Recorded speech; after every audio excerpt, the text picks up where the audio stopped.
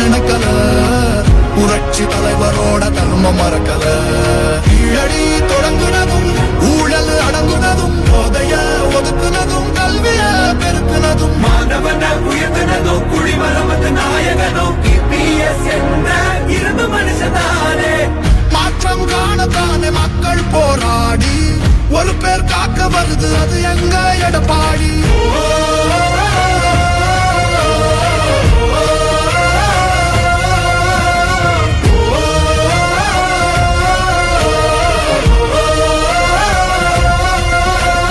புரட்சி தமிழர் எழுச்சி பயண புயலா உருவாச்சே, பல வருஷம் கழிச்சு நினைச்ச கனவு நிஜமா நடந்தாச்சே. புரட்சி தமிழர் எழுச்சி பயண புயலா உருவாச்சே, நம்ம சேரும் போது வெற்றி வந்து விழுந்தாச்சே.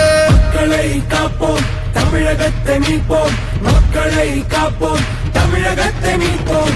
மக்களை காப்போம், தமிழகத்தை மீட்போம். மக்களை காப்போம், தமிழகத்தை மீட்போம்.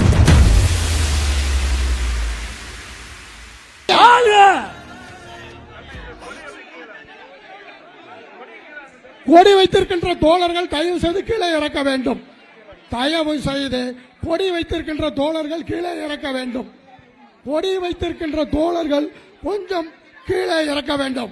நாளைய முதல்வர் அண்ணன் எடப்பாடியா? நாளைய முதல்வர் எடப்பாடியா? மக்களின் முதல்வர் எடப்பாடியா? வெற்றியின் சின்னம் இரட்டை இலை. நமது முதல்வர் எடப்பாடியா? நாளைய முதல்வர் எடப்பாடியா? கழக பொதுச் செயலாளர் எடப்பாடியா? நாளைய முதல்வர் எடப்பாடியா? நாளைய முதல்வர் எடப்பாடியா?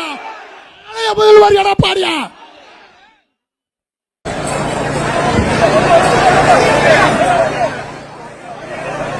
சம்பல் புரட்சி தலைவர் எம்ஜிஆர், புரட்சி தலைவி அம்மா, இரவு தலைவர்களை வணங்கி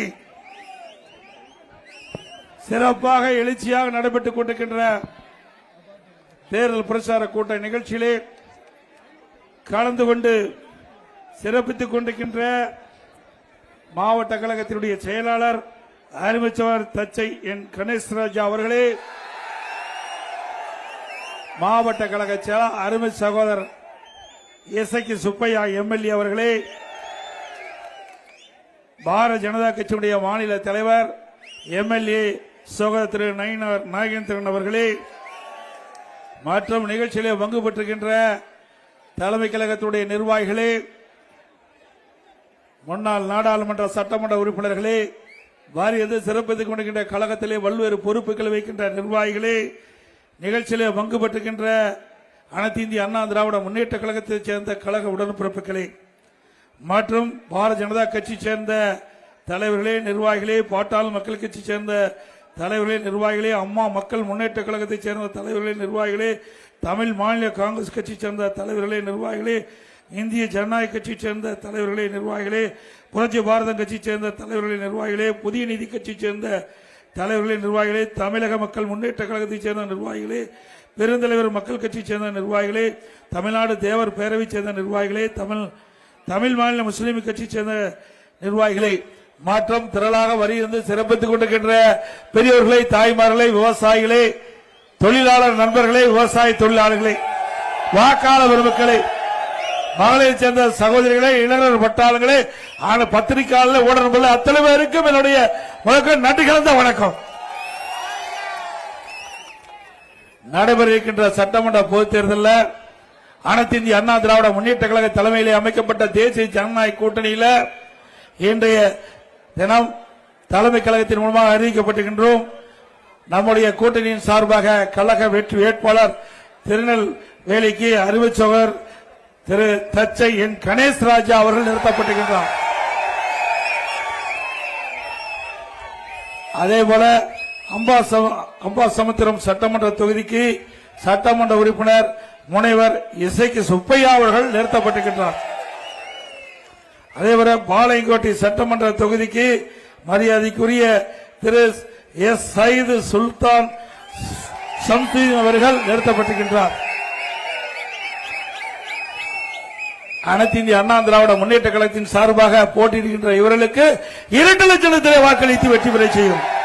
நம்முடைய சின்னம் புரட்சி தலைவர் எம்ஜிஆருடைய சின்னம், அம்மாவின் சின்னம், மக்களின் சின்னம், வெற்றி சின்னம் வாக்களிப்பீர் இரட்டைலைக்கு என்று கூறி, அதே போல இன்றைய தினம் இங்கே நாங்குநேரி சட்டமன்ற தொகுதியில நம்முடைய கூட்டணி கட்சி சார்பாக அம்மா மக்கள் முன்னேற்ற கழகத்தின் சார்பாக போட்டியிடுகின்ற அறிவிச்சார் திரு இசக்கிமுத்து அவர்களுக்கு குக்கர் சின்னத்திலே வாக்களித்து வெற்றி பெற செய்யுங்கள்.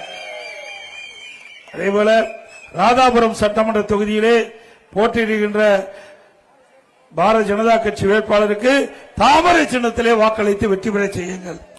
ஆக அதிமுகவுக்கு இரட்டை சின்னத்திலே வாக்களியுங்கள். அம்மா மக்கள் முன்னேற்ற கழகத்தின் சார்பாக போட்டியிடுகின்ற நபருக்கு குக்கர் சின்னத்திலே போட்டியிடுங்கள். அதே போல பாரதிய ஜனதா கட்சி சேர்ந்து அந்த கட்சியின் சார்பாக போட்டியிடுகின்ற வேட்பாளருக்கு தாமரை சின்னத்திலே வாக்களிக்க என்பாய் இருகரம் கூப்பி வேண்டி உங்களை கேட்டுக்கொள்கிறேன். இதே இடத்துலதான் எழுச்சி பயணம் மேற்கொள்கின்ற பொழுது கொட்டு மழையில் மக்கள் என்ற காட்சி என் கண்முன் எதிர்க்கும். அந்த எழுச்சி பயணத்தின் போது நான் இதே இடத்தில் வந்து உங்களை சந்தித்தேன். மிக எழுச்சியோடு கொட்டும் மழையிலும் நனைந்தபடி நின்ற மக்களுக்கு என்னுடைய மகத்தான நன்றியை மீண்டும் பாதம் பணிந்து வணங்கி சமர்ப்பிக்கின்றேன். அதிமுக பொறுத்த வரைக்கும் இன்றைக்கு மக்களுக்காக அரசு செய்த அரசாங்கம் அதிமுக அரசாங்கம். அதிமுக கட்சி மக்களுக்காக தொடங்கப்பட்ட கட்சி அதிமுக கட்சி. உண்மைதானே? பொன்மனச்செம்மல் புரட்சி தலைவர் எம்ஜிஆர் அவர்கள் தொடங்கப்பட்ட கட்சி அதிமுக கட்சி. இது முழுக்க முழுக்க தமிழ்நாட்டு மக்களுக்கு தேவையான அடிப்படை தேவைகளை முழுவதும் செய்து கொடுக்க வேண்டும் என்ற திட்டத்தின் அடிப்படையில் தொடங்கப்பட்ட இயக்கம் அதிமுக இயக்கம். பொன்மனச்செம்மல் புரட்சி தலைவர் மறைவுக்கு பிறகு இதை புரட்சி தலைவி அம்மா அவர்கள் பொறுப்பை ஏற்றுக்கொண்டு திறம்பட ஆட்சி செய்து இந்தியாவிலேயே தமிழகம் சிறந்த மாநிலம் என்ற பெயர் பெறுகின்ற அளவிற்கு எல்லா துறையிலும் வளர்ச்சி அடைந்தது. திமுக திரு கருணாநிதி குடும்பம் தான் தெரியும். திரு கருணாநிதி குடும்பம்னா திமுக, திமுக திரு கருணாநிதி குடும்பம், திரு கருணாநிதி குடும்பம்னா திமுக. அது கட்சி அல்ல, கார்பரேட் கம்பெனி. அந்த கம்பெனியில அந்த குடும்பத்தை சேர்ந்தவர்கள் தான் அவர்கள் ஆட்சி அதிகாரத்துக்கு வர முடியும். கட்சியில் இருந்தாலும் கட்சியினுடைய தலைவரா குடும்பத்தை சேர்ந்தவர் தான் வர முடியும். அதே போல ஆட்சி அதிகாரத்துக்கு வர வேண்டும்னாலும் அந்த குடும்பத்தை சேர்ந்தவர்கள் தான் ஆட்சி அதிகாரத்துக்கு வர முடியும். ஆனா அதிமுக அப்படி அல்ல. சாதாரண தொண்டன் கூட இந்த அதிமுக கட்சிக்கு பொதுச் செயலாளராக முடியும். திமுக அப்படி எவராவது சொல்வதற்கு தில் இருக்குதா? திமுகவில் உழைக்கிறவர்களுக்கு மரியாதை கிடையாது. விசுவாசமா அந்த கட்சியில் இருக்கிறவர்களுக்கு மரியாதை கிடையாது. ஆனால் அதிமுகவிலே விசுவாசமாக உழைத்தால், தலைமைக்கு விசுவாசமாக இருந்தால் நிச்சயமாக உயர்ந்த பதவி கிடைக்கும். அதுக்கு நானே உதாரணம். எங்க வேற கட்சியில் வர முடியுமா? ஒரு விவசாயி ஒரு கட்சியுடைய பொதுச் செயலாளர் வர முடியுங்களா? அது அதிமுகவில் தான் வர முடியும். அதே போல ஒரு விவசாயி சாதாரண குடும்பத்தில் பிறந்த ஒருவர் தமிழ்நாட்டுடைய முதலமைச்சரா வர முடியுமா? அது அதிமுகவில் தான் வர முடியும்.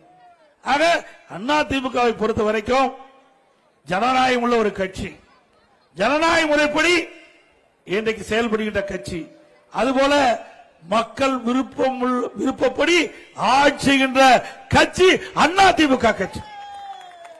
இன்றைக்கு பொன்மனச்செம்மல் புரட்சி தலைவர் எம்ஜிஆர் காலத்திலும் சரி, இதையும் அம்மா காலத்திலும் சரி, மக்கள் என்ன விரும்பினார்களோ அந்த விருப்பப்படி ஆட்சி புரிந்த அரசாங்கம் அதிமுக அரசாங்கம்.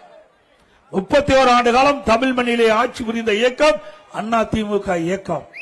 31 ஆண்டு காலம் ஆட்சி புரிந்த காலத்தினால்தான் இந்தியாவிலேயே தமிழ்நாடு உயர்ந்த நிலைக்கு இருக்குது. அப்படிப்பட்ட கட்சி மீண்டும் ஆட்சிக்கு வர வேண்டும். அதுக்கு நீங்கள் துணை நிற்க வேண்டும். உங்களை வேண்டி கேட்டுக்கொள்வது, மீண்டும் ஒரு வாய்ப்பை அதிமுக கட்சிக்கு வழங்குங்கள் என்று இருவரும் வேண்டி கேட்டுக்கிறேன். ஏன்னா ஒரு திறமையான அரசாங்கம் என்று சொன்னால் அது அனைத்து இந்திய அண்ணா திராவிட முன்னேற்ற கழக கட்சியால தான் கொடுக்க முடியும். உங்களுக்கு நன்றா தெரியும். 10 ஆண்டு காலம் அதிமுக ஆட்சி 2011 2021 வரைக்கும். அந்த 10 ஆண்டுல பல்வேறு திட்டங்களை நிறைவேற்றி நாட்டு மக்களிடத்திலே நன்மதிப்பு பெற்ற இயக்கம் அதிமுக இயக்கம், அதிமுக அரசாங்கம். அதுவும் குறிப்பா 2017 இருந்து 2021 வரை சிந்திச்சு பாருங்க. மாண்பு அம்மா அவர்கள் துரதிருஷ்டவசமாக மறைந்து விட்டார்கள். அதற்கு பிறகு பல்வேறு பிரச்சனைகள் நாங்கள் சந்தித்தோம். அதையெல்லாம் தாண்டி கடுமையான வறட்சி, அந்த வறட்சி காலத்தில் கூட மக்கள் பாதிக்கப்படக்கூடாத அளவிற்கு அற்புதமான ஆட்சி கொடுத்தோம். பிறகு தென் மாவட்டங்களில் புயல், அதனால தென் மாவட்டமே புரட்டி போட்டு விட்டது. விவசாயிகள் பாதிக்கப்பட்டாங்க, விவசாய உடைமைகள் பாதிக்கப்பட்டது. அதையெல்லாம் சரி செஞ்சோம். பிறகு கொரோனா, உங்களுக்கு கொரோனா எப்படின்னு உங்களுக்கு நல்லா தெரியும். ஒரு வருஷம் வீட்டில இருந்து வர முடிஞ்சதுங்களா? ஒரு ஆண்டு வர முடியல. அது காற்றில் எளிதாக பரவக்கூடிய வைரஸ். அந்த வைரஸ் ஒருவருக்கு பரவிட்டா உயிருக்கு ஆபத்து ஏற்பட்டுவிடும். கொரோனா வைரஸ் பாதிக்கப்பட்டவர்கள் உயிருக்கே ஆபத்து ஏற்பட்டுவிடும். அது விளைவிக்க முடியாத உயிரை காப்பாற்றுவதற்காக அதிமுக அரசு பாடுபட்டது. அந்த ஓராண்டு மக்களுக்கு பாதுகாப்பு வழங்கி விலைமதிக்க முடியாத உயிரை காப்பாற்றிய அரசாங்கம் அதிமுக அரசாங்கம். வல்லரசு நாட்டில் கூட பல்லாயிரக்கணக்கான பேர் இறந்தார்கள். ஆனால் தமிழ்நாட்டில் அதிமுக அரசு எடுத்த நடவடிக்கை முன்னெச்சரிக்கை நடவடிக்கை. அதனால விலைமதிக்க முடியாத உயிரை காப்பாற்றி ஒரு சிறந்த அரசாங்கம் என்று பெயர் பெற்ற அரசு அதிமுக அரசு. ஒருவானை சோற்றுக்கு ஒரு சோறு பதம் சொல்லுவாங்க. அதே போல ஒரு அரசாங்கம் எப்படி செயல்பட வேண்டும் என்பதற்கு உதாரணமாக இருந்த அரசு அதிமுக அரசாங்கம். அந்த காலகட்டத்தை கூட விலைவாசி உயரலைங்க. அந்த காலகட்டத்தில் கூட விலைவாசி உயரல. ஆனா இன்றைக்கு நிலைமை என்ன? புயல் வந்ததா, வெள்ளம் வந்ததா, கொரோனா வந்ததா? எதுவுமே வரல. விலைவாசி விண்ணை முட்டுகிட்ட அளவுக்கு உயர்ந்து விட்டது. கட்டிப்படுத்த முடியல இந்த அரசாங்கத்தால. அதுக்கு காரணம் பொம்மை முதலமைச்சர் இந்த நாட்டை ஆண்டு கொண்டிருக்கின்றார். திறமையற்ற முதலமைச்சர் தமிழகத்தை ஆண்டு கொண்டிருக்கின்ற காரணத்தால இன்றைக்கு விலைவாசி உயர்வால் மக்கள் கடுமையான பாதிப்புக்குள்ளாயிருக்கின்றார்கள். ஆனா அதிமுக ஆட்சியில் அப்படி அல்ல. விலை ஏறுகின்ற பொழுது அதை கட்டுப்படுத்தக்கூடிய திறனை அதிமுக அரசு பெற்றிருந்தது. இன்னைக்கு அதிமுக ஆட்சியில் இதை சொல்லியே ஆக வேண்டும். ஏன்னா மக்களுக்கு தெரிவதற்காக சொல்கிறேன். இன்னைக்கு அதிமுக ஆட்சியில் பச்சரிசி, சாப்பாட்டு அரிசி 1 கிலோ 40 ரூபாய்க்கு வித்தது.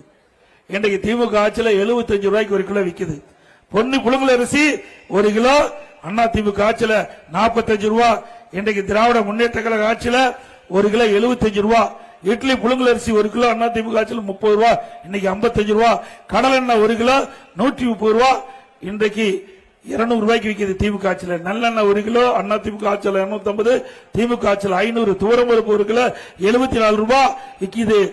திமுக ஆட்சியில் 120 ரூபாய்க்கு விற்கிது. உளுத்தம்பருப்பு 1 கிலோ 79 ரூபாய், அதிமுக ஆட்சியில் இன்னைக்கு 120 ரூபாய்க்கு விற்கிது. ஆக விலைவாசி விண்ணை முட்டுகின்ற அளவுக்கு உயர்ந்து விட்டது.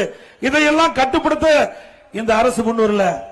குடும்ப ஆட்சி, குடும்பத்தில் எப்படி ஆட்சி அதிகாரத்துக்கு வரணும், எப்படி கொள்ளையடிக்க வேண்டும், இதைத்தான் இந்த ஆட்சியாளர் எண்ணி எண்ணி 5 ஆண்டு காலத்தை கடந்திருக்கிறாங்க. நல்லா சிந்திச்சு பாருங்க. ஏழை மக்கள் பாதிப்பை பற்றி கவலைப்படாத அரசாங்கம், பொதுமக்களை பற்றி கவலைப்படாத அரசாங்கம். இதே அனைத்து இந்திய அண்ணா திராவிட முன்னேற்ற கழக ஆட்சி இருக்கின்ற பொழுது, விலைவாசி உயர்கின்ற பொழுது அதை கட்டுப்படுத்துவதற்கு விலை கட்டுப்பாட்டு நிதியம் என்று 100 கோடி ரூபாய் ஒதுக்கி எந்த உணவுப் பொருள் விலை ஏறுகிறதோ அந்த உணவுப் பொருள் எந்த மாநிலத்தில் விலை குறைவாக கிடைக்கிறதோ அந்த போய் கூட்டுறவுத்துறையின் மூலமாக அதை வாங்கி தமிழ்நாட்டுக்கு கொண்டு வந்து அதை விநியோகம் செய்து விலையை கட்டுப்பாட்டில் வைத்திருந்த அரசாங்கம் அதிமுக அரசாங்கம். இப்படி ஏதாவது ஒன்றையாவது செஞ்சிருக்காங்களா? எதுவுமே இல்ல. இன்றைக்கு கட்டுமான பொருட்கள் விலை நல்லா தெரியும். நல்லா சிந்திச்சு பாருங்க. அதிமுக ஆட்சியில் ஒரு மூட்டை சிமெண்ட் 240 ரூபாய்க்கு வித்தது, இன்னைக்கு 340 ரூபாய்க்கு விற்குது. ஒரு டன் கம்பி அதிமுக ஆட்சியில் 40,000 ரூபாய், இன்னைக்கு 65,000 ரூபாய்க்கு விற்குது. ஒரு யூனிட் எம்சாண்ட் 3000 ரூபாய்க்கு அதிமுக ஆட்சியில் இன்னைக்கு 6,000 ரூபாய்க்கு விற்குது. ஒரு யூனிட் ஜல்லி 2000 ரூபாய்க்கு வித்தது, இன்னைக்கு 5500 ரூபாய்க்கு விற்குது. ஒரு செங்கல் அதிமுக ஆட்சியில் 7 ரூபாய் 8 ரூபாய்க்கு வித்தது, இப்ப 12 ரூபாய்க்கு விற்குது. இப்படி கட்டுமான பொருட்கள் விலை உயர்வு. மரம் 200% ஏறி போச்சு. இனி திமுக ஆட்சியில் நிஜத்தில் வீடு கட்டவே முடியாது. கனவுல நம்ம வீடு கட்டி மகிழலாம். நல்ல கனவு காங்கிட்ட பொழுது அழகா வீடு கட்டி கனவு காங்கலாமா ஒழிய நிஜமாக வீடு கட்டிக்கிட்ட ஆசை இருந்தா மக்கள் மறந்துட வேண்டியதான். இவ்வளவு விலை உயர்ந்தா இதை எப்படி மக்கள் இந்த பொருள் வாங்கி கட்டுமான தொழில் ஈடுபடுத்த முடியும்? கட்டுமான தொழில் கடுமையா பாதிச்சிட்டது. இதுலயே திமுக தேர்தல் அறிக்கையில் 2021 திமுக தேர்தல் அறிக்கையில் வெளியிட்டிருக்காங்க. அத்தியாவசிய பட்டியல இந்த கட்டுமான பொருட்கள் விலையேறினா கட்டுப்படுத்தப்படும் என்று சொல்லியிருக்கிறாங்க. கட்டுமான பொருட்கள் விலையேறினா அத்தியாவசிய பட்டியல் கொண்டு வந்து அதை கட்டுப்படுத்தப்படும் என்று சொல்லியிருக்கீங்க. சட்டமன்றத்தில் நான் அதை கேட்டேன். அப்பொழுது இந்த துறையுடைய அமைச்சர் சொன்னார், நாங்க இதை கட்டுப்படுத்த நடவடிக்கை எடுக்கிறேன்னு 5 வருஷமா அப்படியே காலம் கடத்திட்டார். இப்படிப்பட்ட அரசாங்கம் தேவைங்களா? நல்லா சத்தமா சொல்லுங்க. விலைவாசி உயர்வு ஒரு பக்கம், கட்டுமான பொருட்கள் விலை உயர்வு ஒரு பக்கம். ஆனா இதை பற்றி எல்லாம் கவலைப்படாத அரசாங்கம் திமுக அரசாங்கம். இன்னைக்கு ஸ்டாலின் அவர்கள் ஒரு நடைபயணம் மேற்கொண்டிருக்கார். சுகாதாரத்துறை அமைச்சர் கூடவே போறார். அப்ப ஸ்டாலின் கேட்கிறாரு, அவருடைய மகன் நடிச்ச படம் எப்படி ஓடிட்டு இருக்குது, எப்படி வசூலாகுதுன்னு கேட்கிறார். நாட்டு மக்களை பற்றி கவலைப்படல, வீட்டு மக்களை பற்றி கவலைப்படுகின்ற முதலமைச்சர் நாட்டுக்கு தேவையா? நாட்டு மக்கள் எப்படி இருக்கிறாங்க, நாட்டு மக்களுக்கு என்ன பிரச்சனை, அந்த பிரச்சனை எப்படி தீர்ப்பது என்று ஒரு முதலமைச்சர் கேட்டதா நல்ல திறமையான முதலமைச்சர் ஒத்துக்கலாம். ஆனா தன்னுடைய பையன் உதயநிதி அவர்கள் நடித்த படம் எப்படி ஓடுது, எப்படி வசூலாகுது, எல்லாத்திலையும் வசூல் தான் இருக்கிறார் இந்த முதலமைச்சர். கலெக்ஷன், கமிஷன், கரப்ஷன், அதுதான் தாரக மந்திரம். அதுதான் திரு ஸ்டாலினுக்கு ஞாபகம் வருதோ, மக்களை பத்தி எல்முனை அளவிலும் ஞாபகம் அல்ல. மக்கள் படுகின்ற கஷ்டம், துன்பம், துயரம் எதை பத்தி கவலைப்படாத முதலமைச்சர் தினந்தோறும் போட்டோ ஷூட்ல வருவார், கேமராமேன் நிற்பார், ஒரு அறிவிப்பு கொடுப்பார், தொலைக்காட்சியிலையும் பத்திரிகையிலும் வரும். அதோட முடிச்சு போச்சு. பல அறிவிப்பு நாட்டுக்கு உங்களுக்கு ஏதாவது தெரியுமா? திரு ஸ்டாலின் அறிவிச்ச அறிவிப்பு யாருக்காவது ஞாபகம் இருக்குதா? எதுவுமே கிடையாது. அப்ப ஒரு திட்டத்தை அறிவிப்பார், ஆகா மக்கள் எல்லாம் சந்தோஷப்படுவாங்க, ஆகா திரு ஸ்டாலின் அறிவிச்சிட்டாரு, அந்த திட்டம் நிறைவேறணும். அதுக்கு ஒரு குழு போட்டுருவார். 52 குழு போட்டிருக்கார். ஒரு திட்டம் 2 திட்டம் அறிவிக்கல, 52 திட்டத்தை அறிவிச்சு 52 குழு போட்டு எல்லாம் முடங்கி கிடக்குது. நான் சட்டமன்றத்தில் பிரதான எதிர்க்கட்சி தலைவர் என்ற முறையில் முதலமைச்சர் கேட்டேன், நீங்க அடிக்கடி திட்டத்தை அறிவிக்கிறீங்க, பரவாயில்ல, மகிழ்ச்சி, மக்கள் மகிழ்ச்சியா தான் இருக்கிறாங்க. ஆகா ஸ்டாலின் அவர்கள் திட்டத்தை அறிவிச்சிட்டாரு, நமக்கு அந்த திட்டத்தின் மூலமாக நன்மை கிடைக்கணும். ஆனா ஒரு குழு போட்டுறீங்க, குழு போட்ட பிறகு முடங்கி கிடக்குது. ஆக 52 குழு போட்டிருக்கீங்க, அந்த 52 குழுவுடைய நிலைமை என்ன? ஒரு வெள்ளை அறிக்கை விடுங்க, நாட்டு மக்கள் தெரிஞ்சுக்கிட்டு சொன்னா ஒரு பதிலும் கிடையாது. எப்படிங்க? ஒவ்வொரு துறைக்கும் ஒரு செக்ரட்டரி இருக்கிறாங்க, ஒரு ஐஏஎஸ் செயலாளர் இருக்கிறாங்க. அப்படி ஐஏஎஸ் செயலாளர் கிட்டத்தட்ட ஒரு செயலாளர் ஆக வேணும்னா 20 வருஷம் அவர் சர்வீஸ் பண்ணிருக்கணும், அப்பதான் செயலாளர் அந்தஸ்து வர முடியும். அப்படி இருக்கும்போது ஒரு திட்டத்தை அறிவிச்சு நீ ஒரு குழு போட்டு ஒரு தலைவர் போட்டா அந்த ஐஏஎஸ் ஆபீசர் வேலை செய்வாரா? அந்த இது கூட வேண்டாம், நீங்களே புரிஞ்சுக்க. ஏங்க ஐஏஎஸ் ஆபீசர் செய்வாங்கன்னா அவன் சுத்தி விட்டுக்கிட்டே இருக்கிறான், கையெழுத்து போடுறதுக்குள்ள ஏதாவது ஒரு குறி போட்டு சுத்தி விட்டுக்கிட்டே இருந்தா திட்டம் நிறைவேறவே ஆகுது. ஆக அந்த ஐஏஎஸ் அதிகாரி வேலை வாங்க திறமை வேணும். அந்த திறமை இன்றைய முதலமைச்சருக்கு இல்ல. அதனாலதான் அடிக்கடி பொம்மை முதலமைச்சர் சொல்றேன். ஒரு நாட்டை ஆளக்கூடிய முதலமைச்சர் அங்க இருக்கின்ற பணியாளர்கிட்ட எப்படி வேலை வாங்க வேணும், அதனால போடுகின்ற திட்டம் முறையா போய் சேர வேண்டும். அப்படி செயல்பட்டா தான் தமிழ்நாடு அரசு சிறப்பா செயல்படும். ஆனா அந்த முதலமைச்சர் அதை பத்தி எல்லாம் கவலைப்படுறதே இல்லை. ஒரு திட்டத்தை அறிவிப்பாரு, ஒரு குழு போடுவாரு, அப்படியே போயிட்டே இருப்பாரு. மக்களும் இந்த தொலைக்காட்சி ஊடக நம்பர் இருக்கிறாங்க, இவர்கள் இந்த ஆட்சி தாங்கி பிடிச்சிக்கிட்டே இருந்தாங்க. ஒரு உண்மை செய்தி வெளியே வராது, எவ்வளவு தப்பு நடந்தாலும் உண்மை செய்தி வெளியே வராது. உங்களுக்கு நல்லா தெரியும், நாட்டு மக்களுக்கு அத்தனை பேருக்கும் தெரியும். இந்த ஆட்சி விளம்பர மாடல் ஆட்சியா இருக்குது. தினந்தோறும் விளம்பரம், கிட்டத்தட்ட ஒரு நாளைக்கு 4 கோடிக்கு விளம்பரம் பண்ணிருக்காங்க. பத்திரிகைக்கு ஊடகத்துக்கும் நாள்தோறும் 4 கோடி ரூபாய் மக்களுடைய வரிப்பணத்தை வீணடிக்கப்பட்ட அரசாங்கம் தொடர வேண்டுங்களா? யாருடைய பணம்? மக்களுடைய வரி பணம். மக்களுக்கு தேவையான சேவை செய்வதற்கு செலவு செய்யுங்க, போடுகின்ற திட்டத்துக்கு செலவு செய்யுங்க, வரவேற்கலாம். ஆனா வெற்று விளம்பரத்திற்காக தினந்தோறும் 4 கோடி ரூபாய் செலவழித்த அரசாங்கம் திமுக அரசாங்கம். பிறகு அப்பாவுக்கு பேனா வைக்கிறார். எழுதாத பேனாவை எங்க வச்சா என்ன, நடுக்கடல கொண்டு வைக்க வேணுமா? யார் விட்டு பணம்? உங்களுடைய பணங்க, வரி பணம். நீங்க செலுத்துகின்ற வரி பணத்துல இவருடைய அப்பாவுக்கு நடுக்கடல போய் பேனா வைக்கிறார். ஏன்? திரு கருணாநிதியோட ட்ரஸ்ட் வச்சிருக்கிறார். 8000 கோடி இருக்குது. அந்த ட்ரஸ்ட்ல எனக்கு கிடைத்த தகவல் படி 8000 கோடி இருக்குது. அந்த 8000 கோடியில் எடுத்து உங்க அப்பாவுக்கு என்ன ஒரு மலையே கட்டுங்களை யார் வேண்டாங்கிறா? யாரா தடுக்கிறாங்களா? இன்றைக்கு வருகின்ற வரிவாயிலிருந்து மக்களிடத்திலிருந்து வசூல் பண்ண வரிவாயிலிருந்து நீங்க போய் எழுதாத பணம் நடுக்கடல்ல 82 கோடி செலவு பண்ணி வைக்கிறீங்க. சரி, பேனா வைங்க, நாங்க வேண்டாங்கள. ஏற்கனவே நினைவு மண்டம் கட்டினீங்க மெரினா பீச்சில், அங்கேயே ஒரு 2 கோடியில அந்த நினைவு மண்டத்துக்கு முன்னாடி பேனா வச்சுட்டு போங்க. அது மட்டும் இல்ல, அவரு நீங்க பேனா தான் வைக்கிறீங்களா முதலமைச்சர், நான் கார் பந்தயம் நடத்துறேங்கிறார். அது மகன், நாட்டுக்கு இது தேவையா?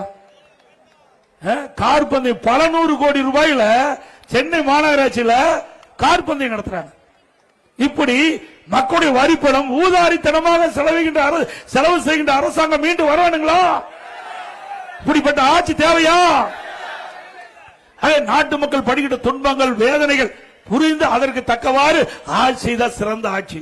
எப்பொழுது பார்த்தாலும் சொல்லுவார் திரு ஸ்டாலின், எங்க கூட்டணி வலிமையான கூட்டணி, நிலையான கூட்டணி, ஒத்த கொள்கையுடைய கூட்டணி. எங்க காங்கிரஸ் திமுக ஒரே கொள்கையாவும் இருக்குது, திமுகவும் கம்யூனிஸ்ட் ஒரே கொள்கையா, திமுகவும் விடுதலை சிறுத்தையும் ஒரே கொள்கையா? எல்லாம் வெவ்வேறு கொள்கை தானே. சரி, ஒத்த கொள்கையா இருந்தா ஏன் அங்க போய் பாண்டிச்சேரியில் மாறி மாறி நிக்கிறீங்க? பக்கத்து மாநிலம் பாண்டிச்சேரி, காங்கிரஸ் திமுக ஒன்னா நிக்குது, கம்யூனிஸ்ட் எடுத்து போட்டிடுது. கேரளாவில் காங்கிரஸும் கம்யூனிஸ்ட் எடுத்து போட்டிடுது. அப்ப எங்க கொள்கை இருக்குது? இதெல்லாம் நாட்டு மக்களை ஏமாற்றுகின்ற மிகப்பெரிய நாடகம். இன்னும் மக்கள் ஏமாற மாட்டாங்க ஸ்டாலின் அவர்களே. இந்த கொள்கை கூட்டணி எல்லாம் கிடையாது. இனி அண்ணா திமுக மக்கள் கூட்டணியாக இருந்து கொண்டிருக்கின்றது. இந்த கூட்டணி கட்சிக்காரெல்லாம் விழிச்சுக்கிட்டாங்க. இப்போ ஏற்கனவே 10 வருஷம் திமுக ஆட்சி தாங்கி பிடிச்சிட்டு இருந்தாங்க. எவ்வளவு பிரச்சனை வந்தாலும் அந்த பிரச்சனைக்கு குரல் கொடுப்பதே இல்லை, மக்களுடைய பிரச்சனைக்கு குரல் கொடுப்பதே இல்லை. இன்னைக்கு தமிழகத்தில் கொல்ல திருட்டு பாலியல் கூட நடக்காத நாளே இல்லை. அதை பத்தி எல்லாம் சட்டமன்றத்தில் வாய் திறப்பதே கிடையாது. திமுக அரசாங்கத்துக்கு முட்டு கொடுத்துட்டு இருந்தாங்க. திமுக அரசாங்கத்துக்கு திராவிட முன்னேற்ற கழக தலைமையில் அமைக்கப்பட்ட கூட்டணி கட்சிகள் முட்டு கொடுத்துட்டு இருந்தாங்க. போன தேர்தலில் 2021 சட்டமன்ற தேர்தலில் அவர்களுக்கு வழங்கப்பட்ட இடத்தை விட இப்பொழுது குறைச்சு கொடுத்திருக்கிறாங்க. அதை புரிஞ்சுக்கிட்டாங்க. இப்ப வெவ்வேறு மாதிரி பேட்டி கொடுக்கிறாங்க. திமுக அரசாங்கம் நடக்கின்ற ஊழலுக்கு எங்களுக்கு சம்மதம் இல்லைன்னு. திமுக அரசாங்கத்தில் நடைபெற்ற ஊழலுக்கும் கூட்டணி கட்சிக்கு சம்பந்தம் இல்லைன்னு பேட்டி கொடுக்கிறாங்க. இன்றைக்கு பூனைக்குட்டி வெளியே வந்தது. திமுக முகம் மக்களுக்கு அடையாளம் காட்டப்பட்டு விட்டது. திரு ஸ்டாலின் அவர்களே, எத்தனை நாளைக்கு இந்த கூட்டணி வச்சுக்கிட்டு மக்களை ஏமாற்றுவீங்க? இன்னைக்கு கூட்டணி நம்பி தான் திமுக இருக்குது, மக்களை நம்பி இல்ல. திமுக கூட்டணி நம்பி இருக்குது, அண்ணா திமுக மக்களை நம்பி இருக்குது. நிறைய கூட்டணி சேர்ந்தா ஓட்டு போட்டுருவாங்க. ஏன்னா மக்கள் அவ்வளவு சிந்திக்க தெரியாதவர்களா? தமிழ்நாட்டு மக்கள் அறிவுபூர்வமான மக்கள், சிந்தித்து செயலாற்றக்கூடிய மக்கள். யார் சரியானவர்கள் யார் தவறானவர்கள் சிந்தித்து எடை போட்டு இன்றைக்கு தேர்ந்தெடுக்கக்கூடிய திறமையான மக்கள் தமிழ்நாட்டு மக்கள். திரு ஸ்டாலின் அவர்களே, ஒரு முறை ஏமாந்து விட்டார், மறுமுறையும் தமிழ்நாடு மக்கள் ஏமாற மாட்டாங்க. இப்ப நான் வரும்போது தேர்தல் அறிக்கையை படிச்சிட்டு இருக்கார் ஸ்டாலின். நான் பார்த்தேன்.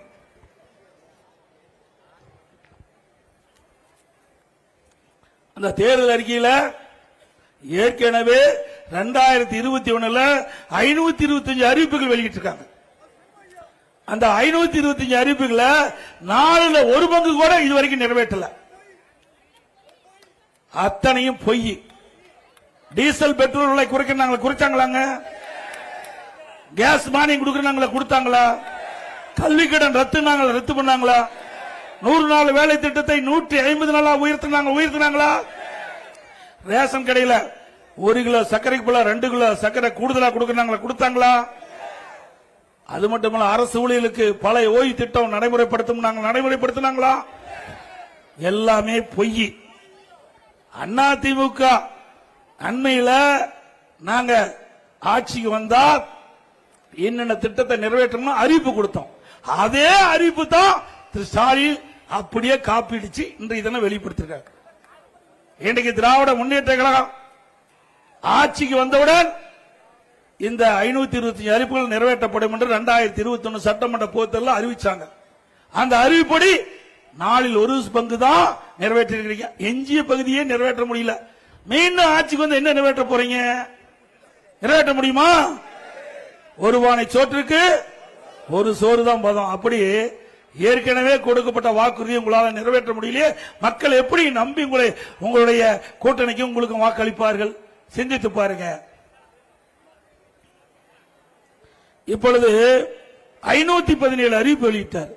அறிவிப்பு வெளியிடுறது என்ன பெரிய விஷயமா? அறிவிச்சிட்டார். எப்படியாவது மக்களை ஏமாற்றாலும் முடிவு பண்ணி போன தடவை ஏமாந்த மாதிரி இந்த முறையும் மக்கள் ஏமாந்துருவாங்கன்னு திரு ஸ்டாலின் கணக்கு போடுறாரு. முடியுமா? முடியவே முடியாது. ஸ்டாலின் அவர்களே, உங்களுடைய ஆட்சியில மக்கள் கண்ட பலன் என்ன? Collection, commission, corruption. இதுதான் மக்கள் பார்த்துட்டு இருக்காங்க. இந்த ஆட்சியில ஊழல் நிறைந்த ஆட்சியா தான் இருக்குது. எல்லா டிபார்ட்மெண்ட்லயும் ஊழல். ஊழல் இல்லாத டிபார்ட்மெண்டே இல்ல.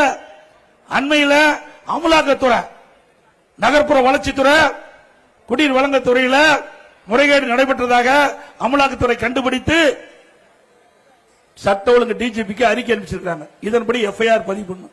இதுவரைக்கும் எஃப்ஐஆர் பதிவே பண்ணல. அதிமுக சார்பாக நீதிமன்றத்தில் வழக்கு தொடர்ந்து வழக்கு தீர்ப்பு கொடுக்கப்பட்டது. எஃப்ஐஆர் பதிவு செய்யணும். இன்னும் பதிவே செய்யல. எல்லாத்தோட மோசம்னா சென்னை நகரத்தில் இந்த டாய்லெட் கழிப்பறை பராமரிக்கிறதுக்கு டெண்டர் விடுறாங்க. அதுல ஊழல். மிக இப்படி மோசமான ஒரு ஆட்சி இந்தியாவில் எங்கேயும் பார்க்க முடியாது. டாய்லெட்ல கூட ஊழலுங்களா பராமரிப்புல? அது மட்டும் இல்ல, மதுரை மாநகராட்சியில் வரி வருவாயில 200 கோடி ஊழல். யாரு கண்டுபிடிச்சது? திமுக அரசாங்கம் தான் கண்டுபிடிச்சது. வேற எதிர்க்கட்சி சொல்லல, அவர்களே கண்டுபிடிச்சு அந்த மேயர் ராஜினாமா பண்ணிட்டார். மேயருடைய கணவர் அவரை அரஸ்ட் பண்ணி சிறையில் இருந்து வெளியில் ஜாமீன்ல வந்துட்டார். 4 மண்டல குழுக்கள் ராஜினாமா பண்ணிட்டாங்க. அதுக்கு என்னென்ன வரி? ஆட்டுக்கு வரி, மாட்டுக்கு வரி, குதிரைக்கு வரி, பன்னிக்கு கூட வரி போட்டாங்க. பன்னிக்கு போட்ட வரியிலும் ஊழல் செய்கிற ஒரே அரசாங்கம் திமுக அரசாங்கம். எவ்வளவு கேவலம்! இங்க திருநெல்வேலியில பங்கு பிரிப்பதுல கவுன்சிலருக்கும் மேயருக்கும் சண்டைன்னு எனக்கு தகவல் கிடைச்சது. மேயர் கூட்டத்துக்கு வந்தா, மேயர் கூட்டுகின்ற கூட்டத்துக்கு வந்தா கவுன்சில் வரதில்ல, கவுன்சிலருக்கு வந்தா மேயர் வரதில்ல. எப்படி மக்களுக்கு அடிப்படை தேவைகளை நிறைவேற்ற முடியும்? எவ்வளவு மோசமா! இங்கதான் அப்படின்னா திண்டுக்கல்ல அங்க மாநகராட்சியில் 4.5 கோடி ஊழல், அங்க கோயம்புத்தூர்ல பிரச்சனை, காஞ்சிபுரத்தில் பிரச்சனை. இப்படி மாநகராட்சி எல்லாம் எல்லாமே வரி வருவாயில மிகப்பெரிய முறைகேடு நடந்திருக்குது. மீண்டும் அதிமுக ஆட்சி மலர்ந்தவுடன் இதை சட்ட நீதியாக கண்டுபிடிக்கப்பட்டு உரிய நடவடிக்கை எடுக்கப்படும் என்பதை தெரிவிச்சுக்கிறேன். அதோட இந்த மாவட்டத்தை பொறுத்த வரைக்கும் கனிம வள கொள்ளை பட்டு ஜோரா நடக்குது. எங்க ஆட்கள் எவ்வளவு போராட்டம் பண்ணி பார்த்தாங்க, ஒன்னும் வேலையாகல. அரசு அதிகாரிகளே தூண்டுதலா இருக்கிறாங்க, யாரையும் கண்டுக்கல. இன்றைக்கு தமிழகத்தில் தென்காசி மாவட்டத்திலையும் திருநெல்வேலி மாவட்டத்திலும் தான் அதிகமா கனிம விலை கொள்ளை நடைபெற்றிருக்குது. அதிமுக ஆட்சிக்கு வந்த பொழுது கனிம விலை கொள்ளையை கண்டுபிடித்து சட்ட நீதியாக நடவடிக்கை எடுக்கப்படும்.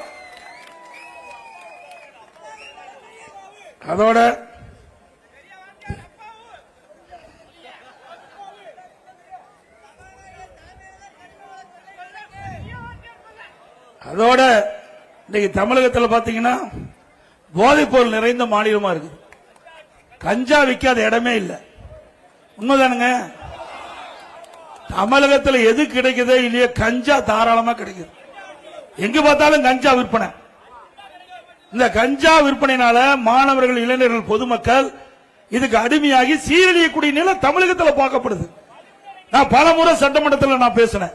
திரு ஸ்டாலின் அவர்களே, இந்த கஞ்சா விற்பனை தடுத்து நிறுத்துங்க. இது மக்களை மிகப்பெரிய பாதிப்புக்குள்ளாயிரும். மாணவர்கள், இளைஞர்கள் சீரழிந்து விடுவார்கள் என்று பலமுறை எச்சரிக்கை விடுத்த, பேட்டி தொலைக்காட்சியில் கொடுத்த, பத்திரிகையின் வாயிலா அறிக்கை கொடுத்த ஒண்ணுமே கிடையாது. ஆனா அதிமுக ஆட்சிக்கு வந்தா 3 மாதத்தில் இந்த போதை நடமாட்டத்தை அறவாக ஒழிக்கப்படும். போதைப் பொருள் இல்லாத மாநிலமாக உருவாக்கப்படும். சட்டத்தின் ஆட்சி நடக்கப்படும். அப்படித்தான் நாங்க ஆட்சி புரிஞ்சோம். ஆனா இன்னைக்கு திமுக ஆட்சியில நம்முடைய திருநெல்வேலி மாவட்டத்தில் வேதனைக்குரிய ஒரு விஷயம், 9ஆம் வகுப்பு படிக்கின்ற மாணவிகள் பள்ளியிலே மது அருந்தக்கூடிய காட்சி தொலைக்காட்சியிலே பார்த்தோம். எவ்வளவு வேதனை! பெற்ற தாய்க்கு தான் அந்த கஷ்டம் தெரியும். பிள்ளைகளை எதற்கு அனுப்புறோம்? நல்ல கல்வி கிடைத்து, ஒழுக்கம் கிடைத்து, அவருடைய வாழ்க்கை மேம்பாடு அடைய வேண்டும் என்று கல்வி கற்பதற்காக கல்விக்கூடத்துக்கு அனுப்பிச்சா, இந்த கேடுகட்ட ஆட்சியில 9ஆம் வகுப்பு படிக்கின்ற மாணவிகள் மது அருந்துகிறான் சொன்னா இந்த ஆட்சியினுடைய அவலம் எப்படி இருக்கிறது என்பதை ஒவ்வொருவரும் உணர வேண்டும். சாதாரண விஷயம் இல்லைங்க. நாம் பெற்ற பிள்ளைகள், நம்முடைய செல்வமே அதுதான். நம்முடைய செல்வமே அதுதான். இன்றைக்கு நம்முடைய குழந்தை இன்றைக்கு எல்லாம் எப்படி எல்லாம் கனவு கண்டு வளர்க்கின்றோம். அப்படிப்பட்ட குழந்தைகள் இன்றைக்கு நம் கண் முன்னே சீரழிகின்ற ஆட்சி தொடர வேண்டுமா? அது மட்டுமல்ல, சட்ட ஒழுங்கு அடியோடு சீர்கட்டு விட்டது. அதற்கு உதாரணம் திமுக கூட்டணியில் அங்கம் வைக்கின்ற காங்கிரஸ் கட்சியுடைய மாவட்ட தலைவர் எரித்து கொலை செய்யப்பட்டிருக்கிறார். ஜெயக்குமார் என்ற காங்கிரஸ் மாவட்ட தலைவர் இந்த மாவட்டத்தை சேர்ந்தவர் எரித்து கொலை செய்யப்பட்டிருக்கிறார். இதுவரை கண்டுபிடிக்க முடியவில்லை. கண்டுபிடிக்க முடிஞ்சிருக்குதா? ஆக ஒரு திறமையற்ற அரசாங்கம். இன்றைக்கு இந்த அரசாங்கத்தில் மக்களுக்கு பாதுகாப்பு இல்ல. ஒரு மாவட்ட தலைவரே எரித்து கொல்லப்பட்டிருக்கிறது சொன்னால் நாட்டு மக்களுக்கு யார் பாதுகாப்பு கொடுப்பது? அது மட்டுமல்ல, சிறுமிகளுக்கு பாதுகாப்பு இல்ல, பெண்களுக்கு பாதுகாப்பு இல்ல, நம்முடைய பாட்டிமாருக்கு கூட பாதுகாப்பு இல்லாத ஒரு சூழலை தமிழகத்தால் நிலவி கொண்டிருக்கிறது. இப்படிப்பட்ட அவல ஆட்சி தொடர வேண்டுங்களா? இன்றைக்கு போக்சோ சட்டம் 6999 என்று சமூகத்துறை அமைச்சர் தெரிவிக்கிறார். அப்படி 6999 வழக்குகள் பதிவு செய்யப்பட்டதுக்கு அதற்கு நிவாரணம் வழங்கப்பட்டதாக பெருமையா பேசுறாங்கன்னா 6999 சிறுமிகள் பாதிக்கப்பட்டிருக்கிறாங்க. அப்படி சிறுமிகள் பாதிக்கப்படுகின்ற ஆட்சி தேவையா? ஆக சட்ட ஒழுங்கை பற்றி கவலைப்படாத அரசாங்கம் இன்றைக்கு போதை ஆசாமிகள் காவலர்களை எகிரி எகிரி அடிக்கிறான். போதை ஆசாமிகள் காவலர்களை எகிரி எகிரி அடிக்கிறான். இன்றைக்கு குற்றச்செயல் அதிகரிப்புக்கு காரணமே இந்த போதை ஆசாமிகள் தான். இந்த கஞ்சா போதையில் இருக்கின்றவர் என்ன செய்வது என்று அறியாம பெரிய தவறு செய்யறாங்க. நாங்குநேரியில் நினைக்கின்றேன், 2 இருசக்கர வாகனத்துல சாலையில் சென்றுட்டு இருக்காங்க. ஒரு இடத்துல போயிட்டு இருக்கும்போது பொதுமக்களுக்கு அங்க போய் வெட்டி 2 சாக்கிறாங்க. அவர் யாருன்னே சம்மதம் இல்லை. அப்படி அந்த போதை ஆசாமிகள் செய்கின்ற அட்டூழியம் தடுத்து நிறுத்த வேண்டும். அப்படி ஒரு நல்ல ஆட்சி தமிழகத்தில் மலர நீங்கள் அத்தனை பேரும் துணை நிற்க வேண்டும் என்று அன்போடு இந்த நேரத்தில் கேட்டுக்கிறேன்.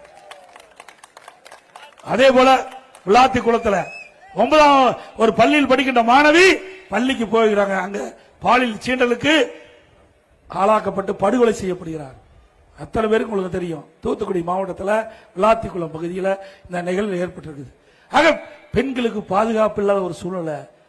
இன்னைக்கு ஒரு நாடு வளர வேண்டும் என்று சொன்னால், ஒரு நாட்டு மக்கள் நிம்மதியாக வாழ வேண்டும் சொன்னால் சட்ட ஒழுங்கு சிறப்பா இருக்கணும். எந்த மாநிலத்தில் சட்ட ஒழுங்கு சிறப்பா இருக்குதோ அங்க தொழில் வளம் பெருகும், அங்க மக்கள் நிம்மதியா வாழ முடியும். இந்த ஆட்சியிலே நிம்மதியாக மக்கள் வாழ முடியல. பெண்கள் நிம்மதியாக சாலையிலே நடமாட முடியாத ஒரு ஆட்சி தேவையா? இந்த ஆட்சியில திராவிட முன்னேற்ற ஆட்சிக்கு வந்த பிறகு இன்னைக்கு மாநகராட்சி, நகராட்சி, பேரூராட்சியில் வீட்டு வரி 100% ஏத்திட்டாங்க. வீட்டு வரி 100% ஏற்றப்பட்டது. ஆண்டுக்கு 6% உயர்த்திட்டாங்க. இந்த 2 நாளைக்கு முந்தி மீண்டும் 6% உயர்வு. போன வருஷம் 6%, இந்த வருஷம் 6%. ஆக அதிமுக ஆட்சி இருந்ததை விட இப்பொழுது 112% வரி உயர்வு. வீட்டுக்கு, கடைக்கு 180% உயர்வு. ஆண்டுக்கு 6% உயர்வு. குடிநீர் வரி உயர்வு. போதாதுக்கு குப்பைக்கு வரி போட்டாங்க. குப்பைக்கு வரி போட்டாங்க. எதையும் விட்டு வைக்கல. எல்லாம் கொள்ளையடிக்கிற கும்பல் வந்து விட்டது. இதை நாட்டை காப்பாற்றுகின்ற பொறுப்பு உங்களிடத்தில் இருக்கின்றது. அது மட்டும் இல்ல, மின் கட்டணம் 52% முதல் உயர்த்தினாங்க. ஆண்டுக்கு 5% வரி அந்த கட்டணம் உயர்த்தப்படும் என்ற அறிவிப்பை கொடுத்து 3 ஆண்டுல 15% உயர்த்திட்டாங்க. 52% முதல் கட்ட உயர்வு, ஒவ்வொரு ஆண்டு 5% உயர்வு, இப்ப 15% உயர்த்தி 67% மின் கட்டண உயர்வு. கடைக்கு பீக்கவர் 6 மணிலிருந்து 9 வரைக்கும் டபுள் சார்ஜ். எப்படி மக்கள் தாக்கு பிடிப்பாங்க? சிந்திச்சு பாருங்க. இன்றைக்கு வரி மேல் வரி போடுறாங்க ஒரு பக்கம், இன்னைக்கு மின் கட்டணம் ஒரு பக்கம். ஆனா இப்படி மக்கள் மிகப்பெரிய துன்பத்திலும் வேதனையிலும் இருக்கின்ற நிலை தமிழகத்தில் நிலவிக் கொண்டிருக்கிறது நாம் எண்ணி பார்க்க வேண்டும். இப்படிப்பட்ட கொடுங்கோல் ஆட்சி தமிழகத்தில் அகற்ற நீங்கள் அத்தனை பேரும் துணை நிற்க வேண்டும் என்று இந்த நேரத்தில் கேட்டுக்கிறேன். அதே போல இந்த மாவட்டத்தை பொறுத்த வரைக்கும் விவசாய பெருமக்கள் நிறைந்த மாவட்டம், விவசாயிகளுக்கு தேவையான அடிப்படை தேவைகளை நிறைவேற்றிய அரசு அதிமுக அரசு. ஒரே 5 ஆண்டில் 2 முறை விவசாயிகள் தொடக்க வேளாண் கூட்டுறவு கடன் சங்கத்தில் வாங்கிய பயிர்க்கடன் தள்ளுபடி செய்யப்பட்டது. 2016, 2021 2 தடவை பயிர் கடன் தள்ளுபடி செய்த அரசு அதிமுக அரசு. குடிமராமத்து திட்டம், ஏரி குளம் குட்டையெல்லாம் தூர் வாராம இருந்தாங்க, பல ஆண்டுகளா தூர் வாராம இருந்தாங்க. நான் ஒரு விவசாயி என்ற முறையில் பெய்கின்ற மழைநீர் முழுவதும் சேமித்து வைக்க வேண்டும் என்ற அடிப்படையில் ஏரி குளம் குட்டையெல்லாம் விவசாய பங்களிப்போடு குடிமராமத்து திட்டத்தின் மூலமாக தூர்வாரப்பட்டு விவசாயிகளே விலையில்லாம வண்டல் மண்ண அவருடைய நிலத்திற்கு இயற்கை உரமாக பயன்படுத்தக்கூடிய திட்டத்தை கொண்டு வந்து நாங்கள் நிறைவேற்றினோம். திமுக ஆட்சியில் வந்து நிறுத்தப்பட்டு விட்டது. மீண்டும் அண்ணா திமுக ஆட்சி வந்து குடிமராமத்து திட்டம் நடைமுறைப்படுத்தப்படும். இந்த திட்டத்தினால ஏரி ஆழமாகுது, பெய்கின்ற மழைநீர் முழுவதும் சேமித்து வைக்கப்படும். கோடை காலத்தில் நிலத்தடி நீர் நமக்கு தேவையான அளவு கிடைக்கும். அதுக்கு தான் இந்த திட்டம். அதே போல தாமிரபரணி ஆற்றிலே தடுப்பணை கட்டுவதற்காக பல திட்டம் போட்டோம், அதையும் கைவிட்டுட்டாங்க. அதிமுக ஆட்சிக்கு வந்த பிறகு தாமிரபரணி ஆற்றிலே உபரி நீர் வெளியேறுகின்ற பொழுது ஆங்காங்கே தடுப்பணை கட்டி நீரை தேக்கி நிலத்தடி நீரை உயர்த்தி விவசாயிக்கு தேவை நீரை கொடுக்கும். அதே போல மும்முனை மின்சாரம் அதிமுக ஆட்சியில விவசாயிகளுக்கு எப்பொழுது பம்பு செட்டை வேண்டாலும் இயக்கலாம். மும்முனை மின்சாரம் 24 மணி நேரம் கொடுத்தோம். இப்ப திமுக ஆட்சியில ஷிப்ட் முறையில் கொடுத்துட்டு இருக்காங்க.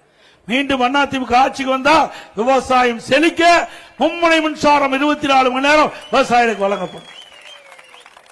அதே போல தொழில்துறை சிறந்து விளங்குவதற்கு பல்வேறு நடவடிக்கை நாங்கள் எடுத்தோம். அதிமுக ஆட்சியில உலக முதலீட்டாளர் மாநாட்டை நடத்தினோம். முதற்கட்டமாக அம்மா அவர்கள் வந்து 2015ஆம் ஆண்டு உலக முதலீட்டாளர் மாநாட்டை நடத்தினாங்க. 2,42,000 கோடி தொழில் முதலீட்டு ஈர்த்தோம். 74 புரிந்துணர்வு ஒப்பந்தங்கள் போட்டோம். அதனால புதிய தொழில் தமிழகத்துக்கு வந்து பல்லாயிரக்கணக்கான பேர் வேலைவாய்ப்பு பெற்றாங்க, பொருளாதார வளர்ச்சி அடைந்தது. அதே வழியில் வந்து அம்மாவுடைய அரசு 2019 ஜனவரி மாசம் தொழில் முதலீட்டாளர் மாநாட்டை சென்னையில் நடத்தி 3,05,000 கோடி தொழில் முதலீட்டு ஈர்க்கப்பட்டு 304 புரிந்துணர்வு ஒப்பந்தங்கள் போடப்பட்டு பல தொழில்கள் பயன்பாட்டுக்கு வந்து பல்லாயிரக்கணக்கான பேருக்கு வேலை கிடைக்குது. ஆனால் திமுக ஆட்சியில இன்றைக்கு 1179 புரிந்துணர்வு ஒப்பந்தங்கள் போடப்பட்டதாகவும் 15 லட்சம் கோடி இன்றைக்கு தொழில் முதலீட்டு ஈர்க்கப்பட்டதாகவும் அறிவிப்பு கொடுத்திருக்கிறாங்க. அதோட 35 லட்சம் பேருக்கு வேலை கிடைச்சு சொல்லுங்க. இங்க யாராவது திருநெல்வேலியில் வேலை கிடைச்சிருக்குதா? அத்தனையும் போய் ஏங்க 15 லட்சம் கோடி தொழில் முதலீட்டு. ஒரு தொழில் தொடங்குறதா இருந்தா உடனே தொழில் தொடங்க முடியாது. முதற்கட்ட பணி நிலம் வேணும், நிலத்தை எடுத்த பிறகு அனுமதி பெற வேணும், அனுமதி வாங்கின பிறகு அதற்கு தேவையான நிதி ஆதாரத்தை பெருக்க வேணும், அதுக்கு பிறகு கட்டட அமைப்பை ஏற்படுத்தணும், பிறகுதான் தொழில் வரும். மெதுவா வழி விடுங்க, பசுமாடு போகட்டும். ஆக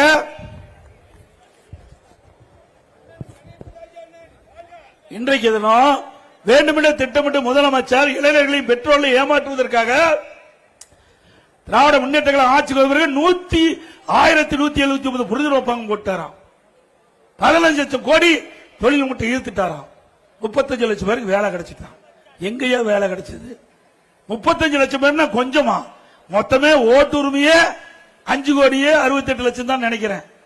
ஓட்டு உரிமையா அவ்வளவுதான் இருக்குது. ஆனா 35 லட்சம் பேருக்கு வேலை கொடுத்துட்டாராம். இதே 2021 சட்டமன்ற பொது தேர்தலும் போது திராவிட முன்னேற்ற கழக தேர்தல் அறிக்கையில் குறிப்பிட்டிருக்கிறாங்க. திராவிட முன்னேற்ற கழகம் ஆட்சிக்கு வந்தா தமிழ்நாட்டில் அரசின் சார்பாக 3 லட்சம் காலி பணியிடங்கள் இருப்பதாகவும், அரசு சார்பாக 2 லட்சம் காலி பணியிடங்கள் இருப்பதாகவும், மொத்தம் 5 லட்சம் காலி பணியிடங்கள் நிரப்பப்படும் என்று அறிவிப்பு கொடுத்து 5 வருஷம் ஆச்சு. கடந்த சட்டமன்ற கூட்டத்தொடரில் அவருடைய சம்பந்தப்பட்ட துறை அமைச்சர் சொல்றாரு 50,000 பேருக்கு தான் இதுவரை கொடுத்தது, பிறகு 44,000 பேர் 94,000 பேருக்கு தான் அந்த காலி பணிகள் நிரப்பப்பட்டிருக்குது. ஆனா பணி ஓய்வு பெற்றவங்க 1 லட்சம் பேர், பணி ஓய்வு பெற்றவங்க 5 வருஷத்துல 1 லட்சம் பேர், பணி நியமிக்கப்பட்டவர் 94,000, அப்படின்னா 5 லட்சம் பணி அப்படியே இருக்குது. இதுதான் திமுக இரட்டை நிலை. ஆக எதுவுமே செய்யல, அத்தனையும் பொய். முதலமைச்சர் பேசுவது பூராமே பொய். மக்களுக்கு எதுவும் தெரியாது நினைச்சிட்டு இருக்காரு. ஏங்க 35 லட்சம் பேருக்கு வேலை கிடைக்குதான். அதான் பொய் பேசுறதுக்கு ஒரு அளவு வேண்டாம். பொய் மூட்டையை அவிழ்த்து விட்டுக்கிட்டே இருக்கார். எதை சொன்னாலும் மக்கள் நம்பிடுவான்னு நினைக்கிறாங்க. திரு ஸ்டாலின் அவர்களே, மக்கள் இதெல்லாம் கவனமாக எடுத்துக்கொண்டுதான் இருக்கிறாங்க. நம்முடைய தமிழ்நாட்டு மக்கள் அறிவுபூர்வமான மக்கள். எது உண்மை எது பொய் என்று அதை பிரித்து பார்க்கக்கூடிய திறமை படைத்த மக்கள் தமிழ்நாட்டு மக்கள். திரு ஸ்டாலின் அவர்களே இப்ப அறிவு வெளியிட்டே இருக்கிறார். நாங்க திராவிட அதிமுக ஆட்சிக்கு வந்தா 10,000 ரூபாய் வழங்கப்படும் அறிவிப்பு கொடுத்தோம்.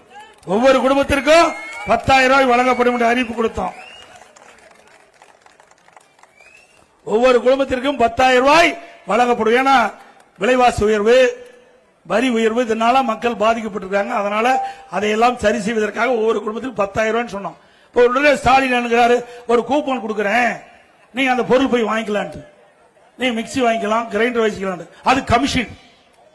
அது கமிஷன் வைக்கிறதுக்கு தான் இது மாதிரி பண்றாரு. அது இந்த பிராண்ட்ல தான் வாங்கணும்னு சொல்லுவாங்க. டோக்கன் கொடுக்குறாங்களாம். அந்த டோக்கன் யார் கொடுப்பா? திமுக காரன் கொடுப்பான். அது கமிஷன் வாங்கிட்டு தான் கொடுப்பான். நாங்க அப்படி இல்ல, அவரவர்கள் வங்கி கணக்கில் டைரக்டா 10,000 ரூபாய் போய் சேரும். உரிமை தொகைங்கிறார். நாங்களும் 2021 சட்டமன்ற பொதுத் தேர்தலில் நாங்கள் அறிவிச்சோம். அதிமுக ஆட்சிக்கு வந்தா குடும்ப தலைவிக்கு மாதந்தோறும் 1,500 உதவித்தொகை வழங்கப்படும் என்று அன்றைக்கே அறிவிச்சோம். ஆனா வெற்றி வாய்ப்பு எங்களுக்கு நழுவு விட்டுவிட்டோம். நாங்கள் ஆட்சி அமைக்க முடியல. பிரதான எதிர்க்கட்சியாக தான் வந்தது. அப்பொழுது தெரிவிச்சோம். இப்போ இன்றைக்கு 2,000 ரூபாய் வழங்கப்படும் என்று ஏற்கனவே அறிவிப்பு கொடுத்துட்டோம். அதான் இப்ப ஸ்டாலின் அறிவிச்சிருக்காரு. இன்னைக்கு இப்ப வரும்போது தேர்தல் அறிவிப்பு வெளியிட்டிருக்காரு 2,000 ரூபாய் கொடுக்கணும். அதே மீனவர்களுக்கு 8,000 ரூபாய் வழங்கப்பட்டிருக்காங்க. மீன்பிடி தடை காலத்தில் 8,000 ரூபாய் வழங்கப்படணும். 12,000 ரூபாய் வழங்கப்படும் நாங்கள் அறிவிப்பு கொடுத்தோம். அதுதான் அவரு அறிவிச்சிருக்காரு. அதே போல நெல்லுக்கு விலை, கரும்புக்கு விலை, அதே தான் நாங்க சொன்னதுதான் அவரு அறிவிச்சிருக்கார். அதுவரை முதியோர்களுக்கு உதவித்தொகை நாங்க அறிவிச்ச 2,000 வரைக்கும் அதையும் அறிவிச்சிருக்கார். அது மட்டுமல்ல, அதிமுக ஆட்சிக்கு வந்தா நம்முடைய பெண்கள் பணிக்கு செல்வதற்கும் பணி முடிந்து வீடு திரும்புவதற்கும் ஒவ்வொரு அம்மா இருசக்கர வாகனத்துக்கு 25,000 ரூபாய் மானியம் கொடுக்கப்படும். 5 லட்சம் பேர் கொடுக்கப்படும். ஒவ்வொரு தைப்பொங்கல் போதும் பொங்கல் தொகுப்போடு 1000 ரூபாய் பொங்கல் பரிசு கொடுக்கப்படும். ஒவ்வொரு இல்லத்திற்கும் 3 சிலிண்டர் மானியமாக வழங்கப்படும். படித்த இளைஞர்கள் பட்ட படிப்பா இருந்தா வேலைவாய்ப்பு அலுவலகத்தில் பதிவு செய்யப்பட்டு வேலை கிடைக்காம இருந்து அந்த நபர்களுக்கு 2,000 ரூபாய் மாதந்தோறும் வழங்கப்படும். +2 வரை படிச்சவர்களுக்கு 1000 ரூபாய் வழங்கப்படும். அதோடு ஒவ்வொரு தீபாவளி என்றும் தம்முடைய தாய்மார்களுக்கு பெண்களுக்கு பட்டு புடவை வழங்கப்படும். அதோட மீனவர்கள் அந்த மீன்பிடிக்கின்ற தொழிலில் ஈடுபட்டிருக்கும் போது, கடல்ல போய் மீன் பிடிச்சிட்டு இருக்கும் போது ஏதாவது ஆபத்து ஏற்பட்டு உயிரிழந்தால் அவர்கள் குடும்பத்துக்கு 25,000 ரூபாய் மானியம் கொடுக்கப்படும். 25 நிவாரணம் வழங்கப்படும். இப்ப இது மாதிரி நகரத்தில் நடபாதை கடை வச்சிருக்கிறாங்க. அந்த நடபாதை கடையில் கூட்டுறவு சங்கத்தில் கடன் வாங்கியிருந்தா அவர்களுக்கு தள்ளுபடி. மாற்றுத்திறனாளி கூட்டுறவு சங்கத்தில் கடன் வாங்கியிருந்தா முழுமையாக கடன் தள்ளுபடி. ஆட்டோ ஓட்டுநர் அந்த ஆட்டோ ஓட்டுநர் சங்கத்தில் பதிவு செய்யப்பட்டு புதிய ஆட்டோ வாங்கினா 75,000 ரூபாய் மானியம் அவர்களுக்கு கொடுக்கப்படும். நகர பேருந்துல பெண்கள் தான் கட்டணமா பயணம் செய்யறாங்க. இனிமேல் ஆண்களும் கட்டணமா பயணம் செய்யலாம்.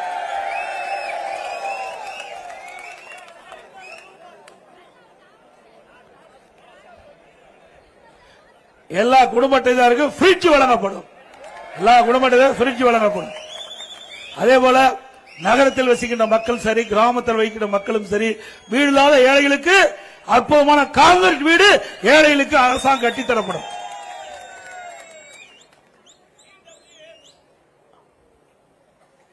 இன்னும் பல அறிவிப்புகள் அதிமுக ஆட்சியில் நிறைவேற்றப்பட்டிருக்குது.